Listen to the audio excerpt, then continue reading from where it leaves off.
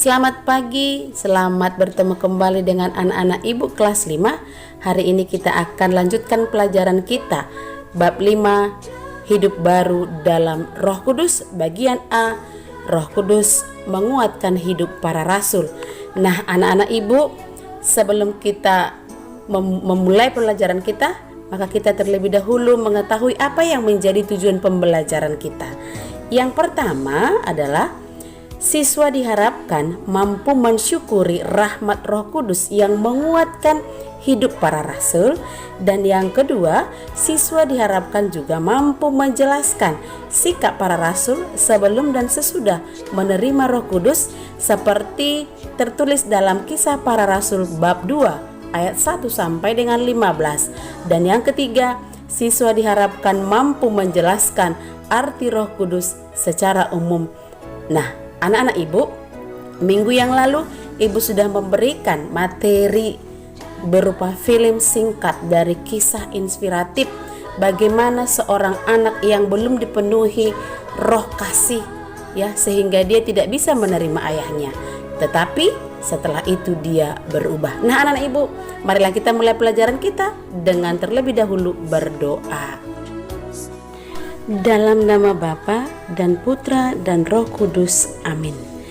Allah Bapa yang Maha Kudus, kami bersyukur atas penyertaan-Mu dalam hidup kami.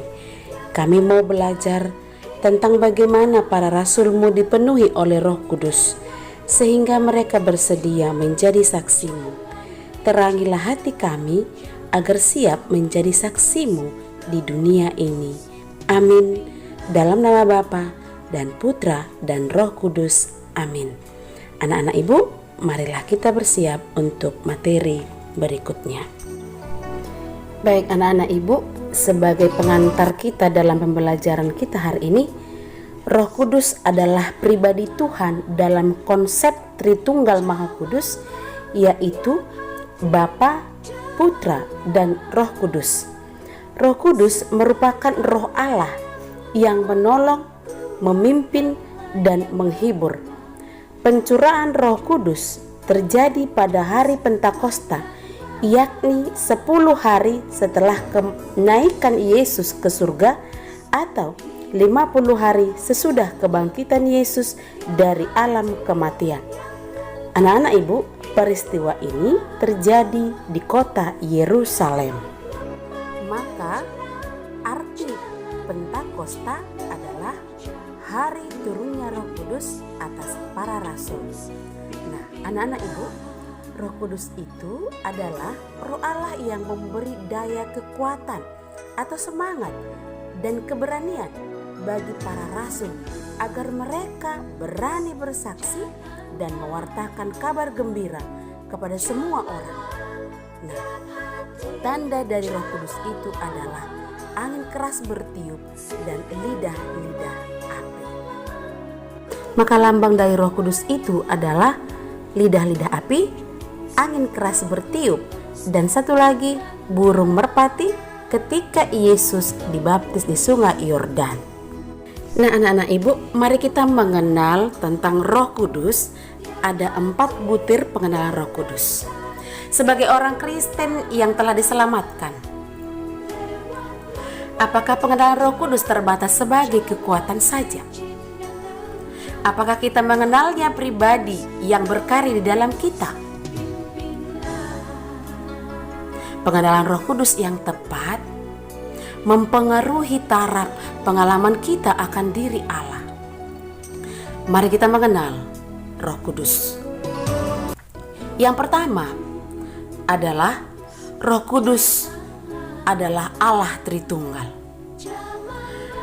Dalam Injil Yohanes 14 ayat 16 sampai 17, Tuhan Yesus berkata, "Dan ia akan memberikan kepadamu seorang penolong yang lain, supaya ia menyertai kamu selamanya, yaitu Roh kebenaran. Ia menyertai kamu dan akan diam di dalam kamu." Dalam ayat 20 dikatakan, "Dan aku di dalam kamu." Roh Kudus adalah roh Allah Tritunggal, Bapa, Putra, dan Roh Kudus. Diam dalam kita, memampukan kita dan menyertai kita selama-lamanya. Saat kita mengasihi Tuhan dan mematuhi segala firman-Nya, Bapa, Putra, dan Roh Kudus akan datang dan tinggal di dalam kita. Yang kedua, Roh Kudus bekerja saat kita percaya. Roh Kudus bersaksi tentang diri Kristus. Roh Kudus menginsafkan segala dosa-dosa, bertobat, dan percaya kepada Allah. Roh Kudus melahirkan kita kembali dalam roh untuk mendapatkan hidup kekal Allah dan menjadi anak-anak Allah. Yang ketiga, Roh Kudus beroperasi dalam kehidupan kita. Roh Kudus memperbarui kita dan tinggal di dalam kita. Roh Kudus mengurapkan unsur diri Allah. Yang pertama, kita dikuduskan. Dan yang kedua, Roh Kudus mengubah kita serupa gambaran demi kemuliaan Allah yang semakin besar. Dan yang keempat, Roh Kudus memberikan kuasa dalam pelayanan kita untuk menjadi saksi Kristus. Mari kita lanjutkan dengan video cerita kitab suci Kisah Para Rasul 2 ayat 1 sampai dengan 15 tentang Roh Kudus mengurapi para rasul.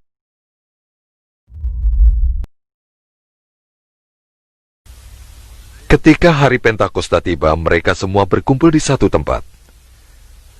Tiba-tiba terdengarlah suara dari langit yang bunyinya sama seperti angin kencang. Bunyi itu mengisi seluruh rumah tempat mereka berkumpul.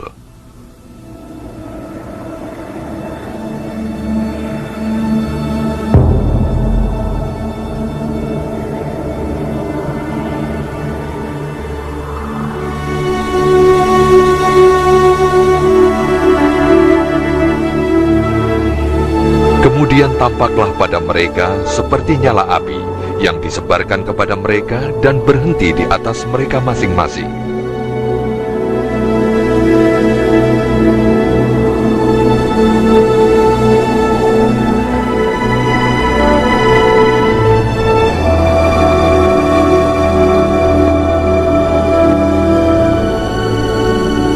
Mereka semua dipenuhi Roh Kudus dan mereka mulai berbicara dalam bahasa-bahasa lain sesuai dengan kemampuan yang diberikan oleh Roh Kudus. Di Yerusalem ada beberapa orang Yahudi yang sungguh-sungguh beribadat kepada Allah. Mereka berasal dari setiap daerah di dunia ini. Mereka datang karena mendengar suara itu dan heran karena masing-masing rasul berbicara dan setiap orang mendengar dalam bahasanya sendiri. Mereka heran mengapa hal ini bisa terjadi dan berkata, apakah orang yang di atas itu yang berbicara orang Galilea? Tetapi kita mendengar mereka berbicara dalam bahasa kita sendiri. Bagaimana mungkin? Partia, Media, dan Elam, penduduk Mesopotamia, Yudea, Kapadokia, Pontus, Asia, Frigia, dan Pamfilia, Mesir, daerah-daerah Libya dekat Kirene, Roma, Kreta dan Arab, orang Yahudi dan orang penganut agama Yahudi. Kita berasal dari daerah itu, tapi mereka bicara dalam bahasa kita. Mereka heran dan bingung. Apa yang terjadi? Orang lain menertawai para rasul dan katanya, mereka kebanyakan minum anggur.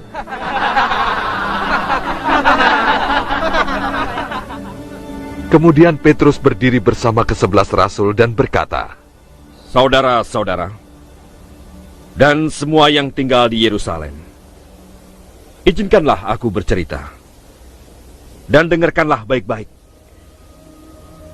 Orang-orang ini tidak mabuk seperti yang kamu sangka, sebab sekarang baru jam 9 pagi. Tapi Nabi Yul telah mengatakan tentang hal-hal yang kamu lihat. Allah berkata, pada hari terakhir, aku akan mencurahkan rohku ke atas semua orang. Anak-anak lakimu dan perempuan akan bernubuat. Kaum mudamu akan mendapat penglihatan, orang-orang tua akan mendapat mimpi khusus. Juga akan kucurahkan rohku ke atas hamba-hambaku laki-laki dan perempuan, dan mereka akan bernubuat. Mereka sangat terharu mendengar itu dan bertanya kepada Petrus serta rasul lainnya, saudaraku, apa yang harus kami perbuat? Jawab Petrus, bertobatlah, dan biarlah kamu dibaptis, dalam nama Yesus Kristus, supaya dosa-dosamu diampuni. Maka kamu akan menerima Roh Kudus. Janji ini berlaku untuk kamu, anak-anakmu, dan bagi yang berada di tempat jauh. Bagi semua orang yang dipanggil Tuhan Allah.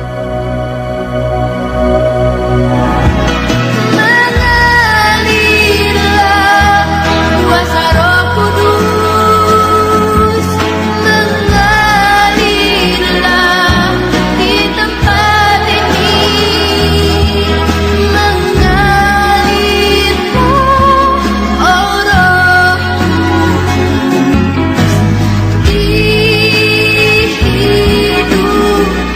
Baik, sebagai rangkuman dari pelajaran kita ini, anak-anak ibu boleh mendengarkan.